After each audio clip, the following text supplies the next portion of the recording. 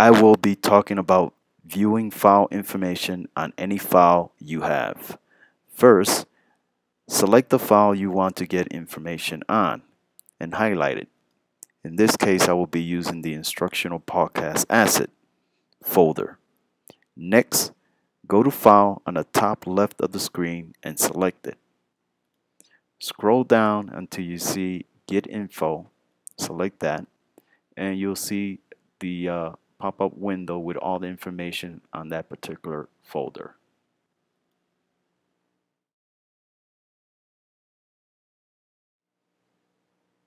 Today I'm going to be speaking about Smart Folder. Smart Folder is a self-updating folder that in essence performs a continual 24/7 of search for the criteria you specify. Smart folders are a lot like smart albums in iPhoto and iTunes.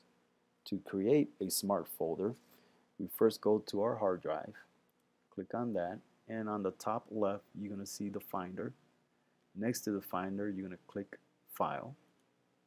You're going to scroll down until you see Find. Click on Find. And in this page, you're going to see the Save button on the right with a minus or plus sign. You can remove a smart folder or add a smart folder by using these two buttons. In this case, we're going to add a smart folder. There are two drop-down boxes here. On the first one, we're going to use the last open date, and next we're going to use this week as our search criteria. We're going to go ahead and save, and we're going to name it. I'm going to name it Podcast 2.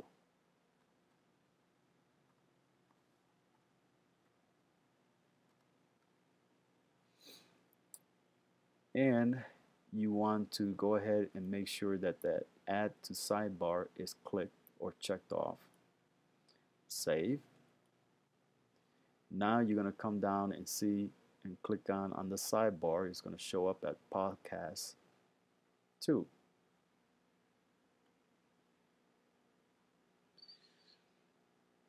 From now on, whenever you click that smart folder, it reveals all the files you worked on in the past week or so. The great part is that these items' real location may be all over the map, scattered around your Mac and on your network. But with Smart Folder, they appear as though they're all in one neat folder.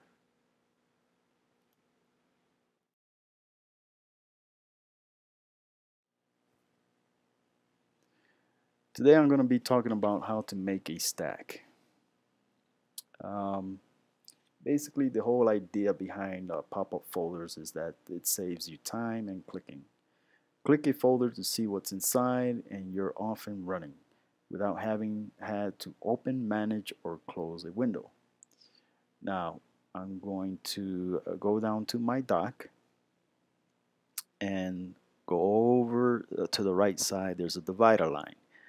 This divider separates everything on the left and everything on the right. The left side is going to be for programs and open programs, and everything on the right side is everything else. Now, to stack a folder, basically there's a couple ways to do this. You can grab a folder from the desktop and you can bring it down, make some room,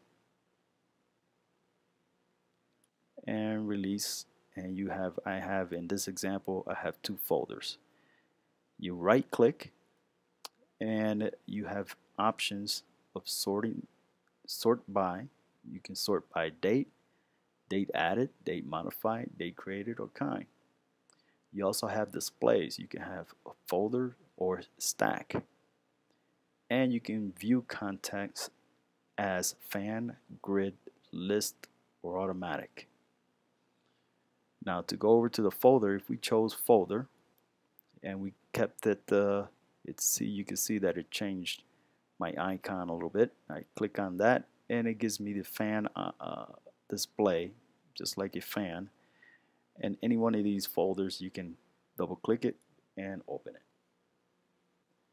And you can go ahead and close out of here. I'm going to right click again, and I'm going to choose stack. You can see it changed my folder. I'm going to right click again, and we'll go over all these. The fan section, the fan portion of it, we just talked about it. It just gives you a different way of looking at the folders. If we chose the grid, and the grid, it gives you a few things. You can go ahead and click. It will give you that type of display. And with the grid, you have file names are abbreviated. You have a scroll bar that lets you see many more icons. You can type the beginning of an icon's name to select it.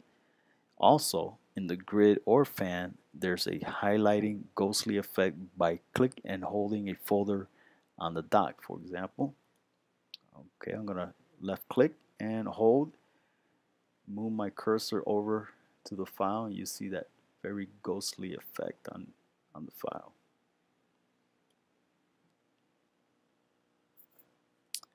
In the list option, you get this type of display, and you can choose any file and go to a file within a file until you find what you're looking for.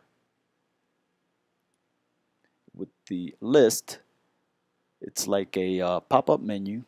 You see little tiny icons for the file folders. List appears much faster than grid and fan, and there is no scroll bar available for the list.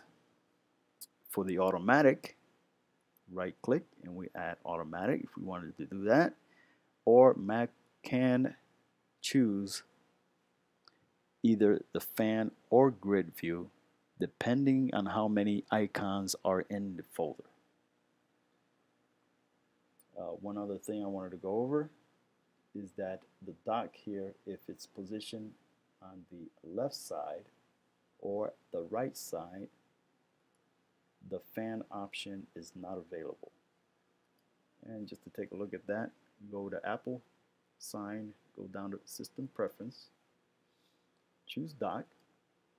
I'm going to go to the left, and I'm going to choose that same folder, right click, and you're going to see that the fan option is not available. I'll exit it. I'll put that back on the bottom and exit out of there. And one other last thing, to remove a file from the right side, you click, hold, and click and just move it up and away from the dock.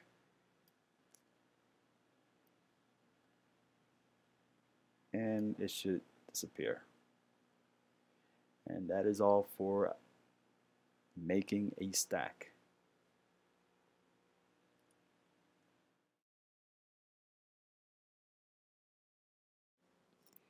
Hello everyone, we'll be talking about using the dock. Most of the time you'll use the dock as either a launcher.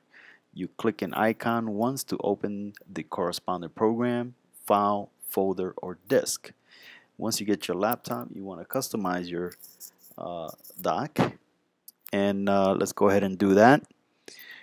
First of all, we're going to go ahead and go to the Apple sign and go to System Preference, and we'll click on the icon dock, and there's several things in this menu that we can manipulate.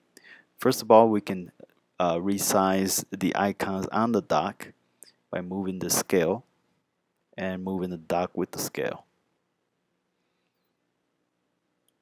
Next is your magnification, and I have it at max, and you can see how that jumps right out at you, or you can just minimize it altogether and there's nothing happening. So let's keep it up here.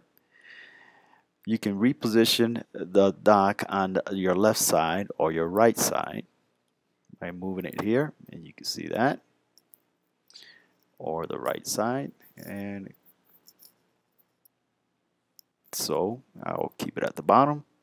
Your genie effect, there's two uh, items here or choices you can use, is the genie or the scale effect.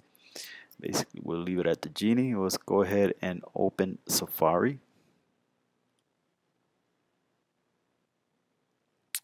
And I'm going to minimize. If I shift and minimize, you'll see that the genie effect will go straight back into its icon application. Let's open that again. And before we do that, let's go ahead and go to the scale. Open. And I'll do the same thing. Shift, minimize. And it's more of a square going back into its application. Put it back to Genie. Double click Windows title bar will also minimize any application on here. So let's open this up, take a look. Double click at title bar, and there you go. Minimize Windows into application. If I unclick that, what's going to happen is that once I open this application, it will not go back to the application once I minimize it, but rather it will go over to the right side of the divider. Everything on the left side is programs or open programs, and everything on the right side are just everything else. And you can see where the Safari browser is minimized. Open that up. Go ahead and animate opening application. Basically what that is any of these icons, once you double click to open it, you will see it jumping up and down just in that fashion. Go ahead and close out that. But if you didn't want that to happen, you can uncheck that, and once you go ahead and open the application, there will be a little light, a little spotlight, what's called, and it will brighten up once this application is opened. Now, if I wanted to automatically hide this dock from my desktop to give it more room, I can do so and uncheck it. Show indicator lights for open application. Basically, every application that's open is going to have a spotlight right underneath it. To get rid of that, you just uncheck that, and you can see that it's all gone. Check it again, and it's back up. Other features,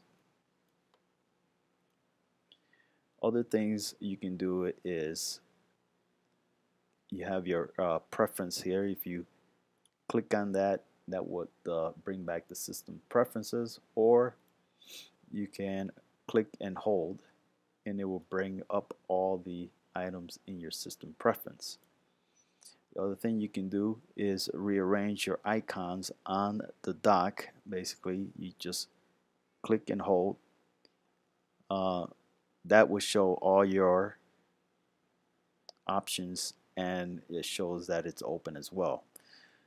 But what I want to do is I want to, let's take it and move this icon on over here. It looks like just bring it down. It'll make some space between the two icons. Release, and you're done. If you right click any of these icons, it would show all the options, and you can also quit in this application if you want.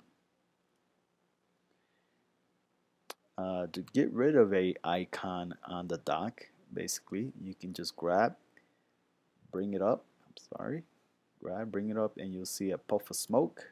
It will be gone. To bring it back, you can use a little shortcut here where you use the thumb and your 3 fingers and pinch them on the trackpad, and that will bring up all the icons, and you just look for the iPhoto and you just grab it, bring it down, make room somewhere around here, and release it, and that will be it. that was done. And as far as the dock and icons are concerned, that is about it.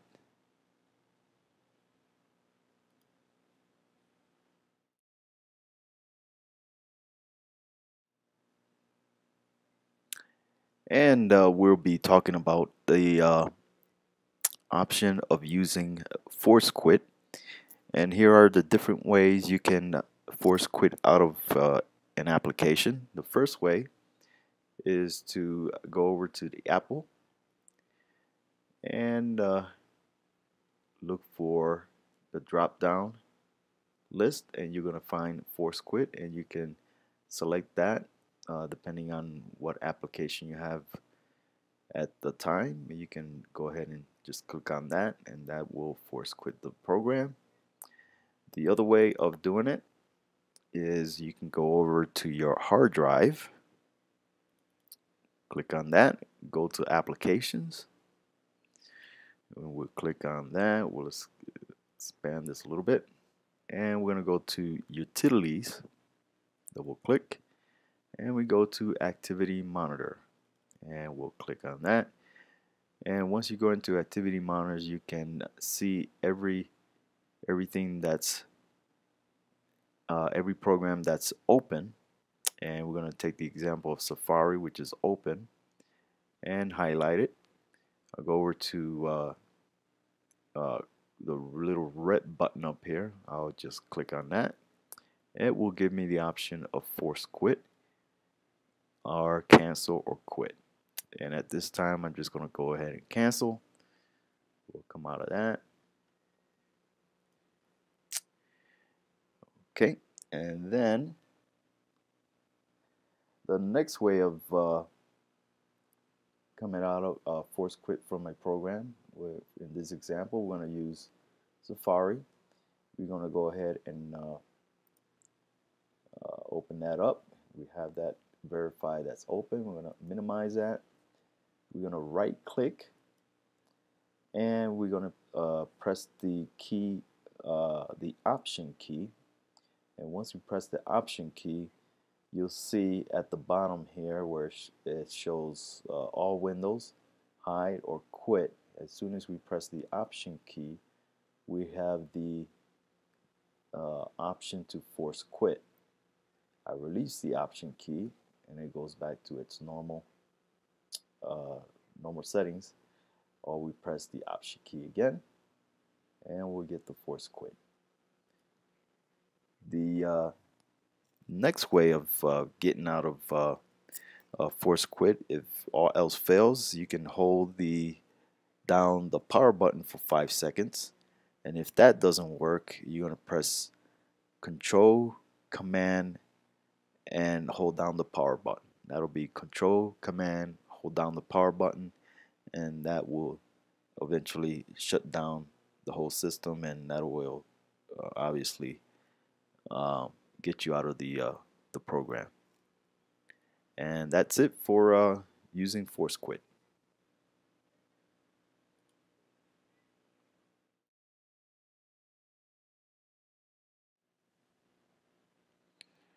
And today I'm going to be talking about the use of Spotlight.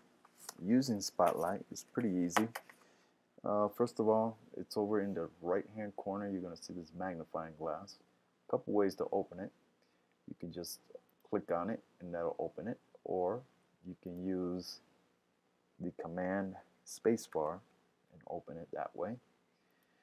And to close it, we just do the opposite. We clicked on it, we open it, we want to click on it again, and we'll close it.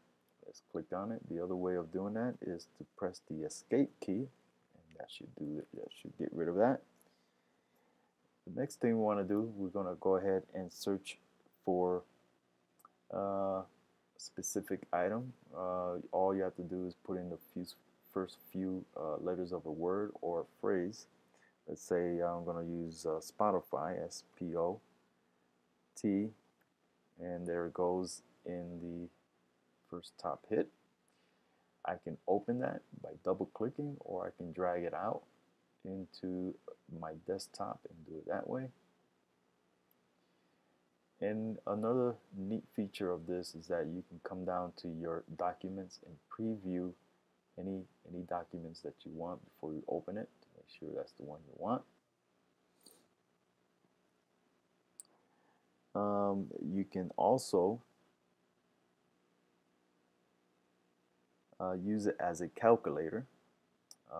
For example, you come up here and let's say I just wanted to quickly type in 32 and plus 10, and that will give me the answer quickly. It's also a dictionary, so if I wanted to find out what a certain word is, let's go to Spotify again.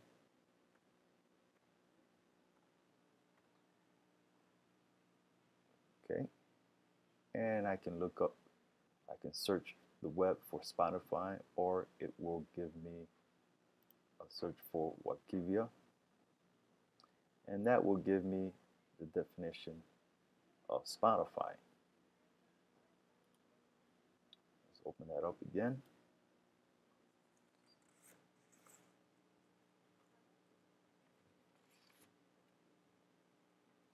You can also use it as an address book. Instead of opening the address book, all you have to do is put the first few letters of the name, and it will give you,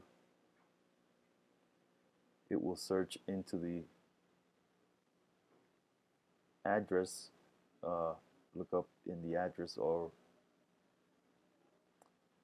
address book without even opening up the address book. All it needs is the first few letters of the name or part of the phone number. And you can also look up items that you would have to go into your preference. For example, if I wanted to go and adjust my clock, I would write in CK.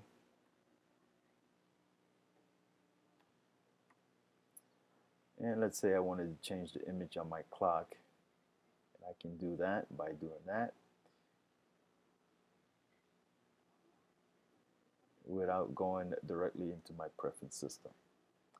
And that would be it for Spotlight.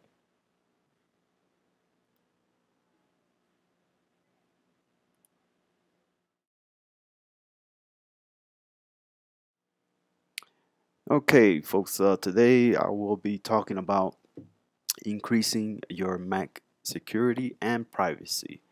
And it's basically pretty easy to do this. All you have to do is go up into the Apple and the download list. You're going to look for System Preferences. And in the System Preferences, you're going to have several categories. And basically all you're going to do is go up into the Personal section and go over to your right, and you're going to look for Security and Privacy. Double click on that. In security and privacy, you're going to have 4 different categories, and most of this stuff is pretty self-explanatory.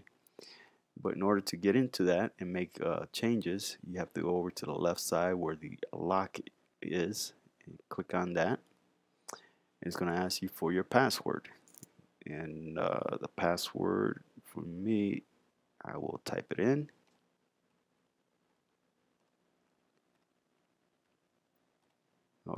All right, I'm in, and now I can start making changes. And some of the changes that you can do here on the general tab section, you can change your password. You can click on that and make changes on that. Or required password after sleep or screensaver begins, you can change the amount of time that you want it to stay. I usually use 1 minute, and most of this stuff is usually self-explanatory. As I say, it's pretty simple. Other things you can do here is that allow applications to download from Mac App Store, and identify developers or anywhere, and you can choose one of those 3. In the advanced, I think in the advanced section, it gets a little bit more involved. You can log out after certain minutes if you want to do that way. Required uh, an administrative password to access locked preferences. You can check on that. Automatic update safe download list if you like that. And there's other things that is pretty easy to do. File vault, basically what the file vault, if you want to turn on a file vault, what that does, it encrypts all of your data that's on the hard drive, and you can either turn it on or off. Firewall basically gives you an added protection when you're on the internet or on a network. You can either turn that on or off. And the last one is your privacy. You can go with location service. I usually check that on to make sure that if I lose this laptop, I can probably find it again, or allow apps to determine my location. You can go over to contacts, and you can click on what programs are allowed to go into your contacts. I usually leave Skype alone. I like to do that on my own. Diagnostic and usage is basically sends information to Apple as uses data that will help Apple better their services and come up with better programs. And once you're done, you can just go back over to the left side where the lock is, click on that, and that would be it. And that is it for security and privacy.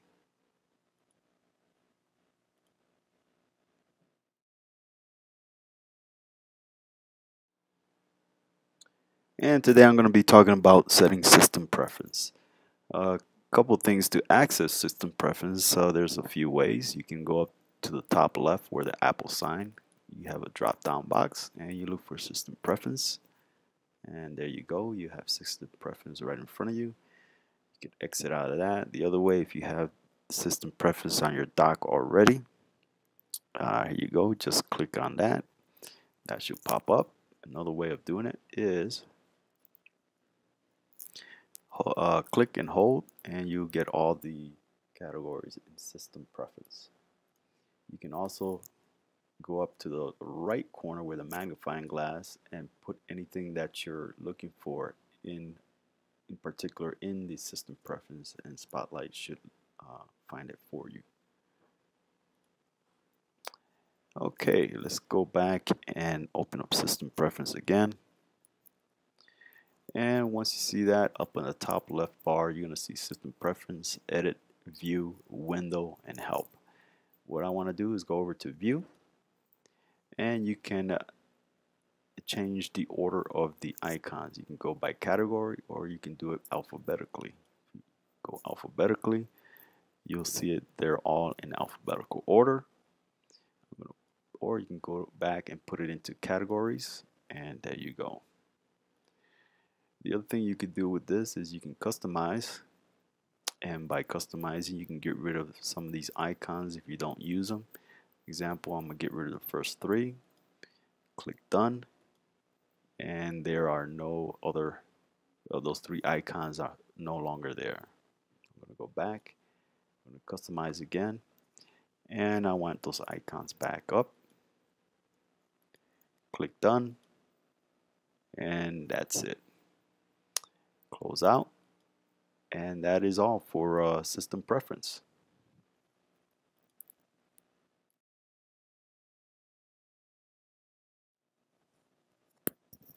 Alright, today I'm going to be talking about changing the desktop picture and back again. First thing we need to do is go over to the Apple and the drop down list. We'll look for system preference, and we're going to choose desktop and screensaver. And you're going to see my existing screenshot picture in the center here.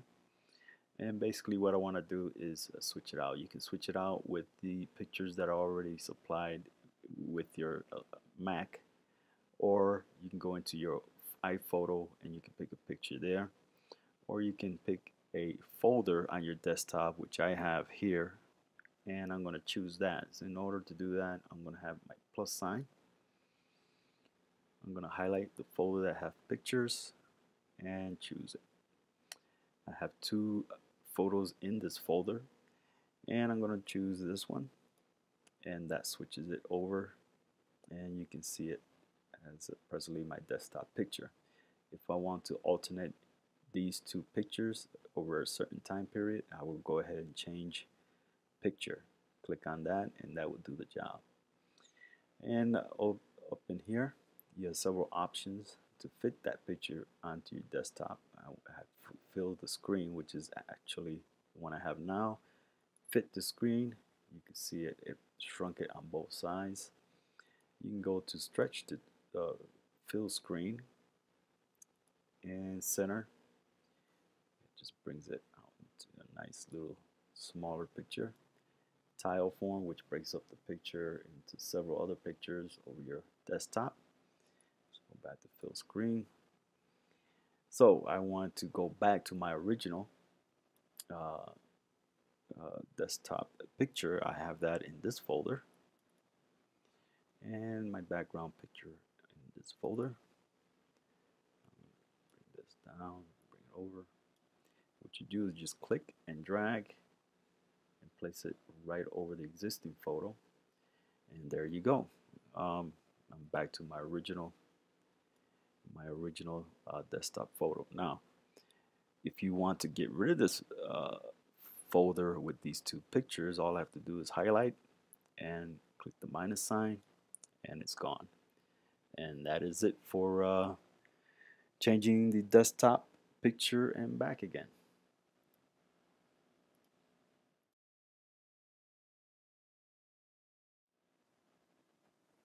Okay, today I'm going to be talking about energy saver option. The purpose of this is basically you just want to save as much energy from your battery, get a longer life from it. A couple of things it does. In this particular setting, it blacks out the screen after a period of inactivity. It prolongs the life of your monitor. Energy saver cuts down on the electricity costs and pollution. It also extends the length of the battery charge. It also offers the option to have your computer turn off each night automatically and turn on again at a specific time in anticipation of your arrival at the desk. Okay, in order to get to that uh, box, what we would do, there's a couple ways to do it. You can go over to the Apple sign, drop down, go to System Preference, and choose Energy Saver. Double click on that, and there you go. The other way, I'm going to exit out of that, is to go up to the battery. It looks like a little picture of a battery. You're going to click on that, and that gives you 4 options. Here I have my battery is charged. The power source is a power adapter, and I can either choose to have the show percentage, or I can get rid of that, and I like to have it on there so you'll see the percentage of the use of what the battery has already. And you can come down to this last one, and you can just open Energy Saver Preference, and there you go. Now there's a lock here on the left bottom part. You're going to need to open that with your administrator password.